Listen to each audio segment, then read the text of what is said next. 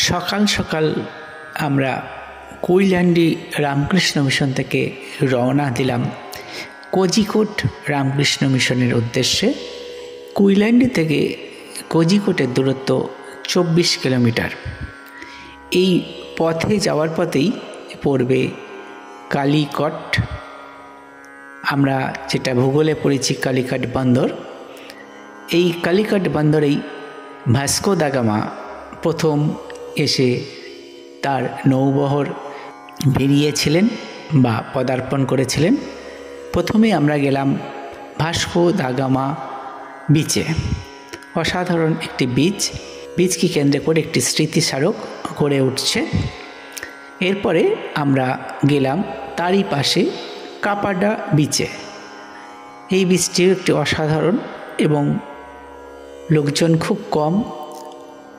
কেরালার যেগুলি খুব বিখ্যাত বিচ আছে সেই বিচগুলিতে যেরকম ভিড় হয় ঠিক তুলনামূলকভাবে একই রকম বিচ একাধিক জায়গায় রয়েছে। আমরা যেহেতু কেরালার একদম উত্তর কৈলান্ডি রামকৃষ্ণ মিশন থেকে আমরা আমাদের যাত্রা শুরু করেছি কেরালার, আমরা যাব ক্রমশ দক্ষিণের দিকে। এই পথেই পড়লো আমাদের ভাস্কো দা গামা ও কালাডি বিচ। এরপরে পথে যেতে পড়লো আমাদের একটা সুন্দর ব্যাক ওয়াটার।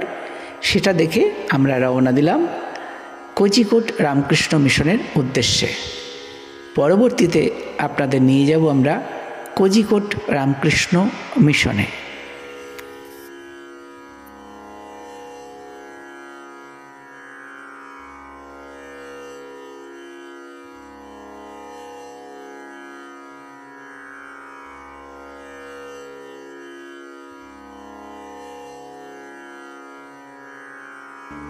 আমাদের এই ভিডিওগুলি আপনাদের কেমন লাগছে তা আপনারা আপনাদের মূল্যবান মতামতের মাধ্যমে জানাতে পারেন, এবং আমাদের আরও কোনো জায়গার ভিডিও আপনারা যদি দেখতে চান তাহলে সেগুলোও আমাদের জানাতে পারেন।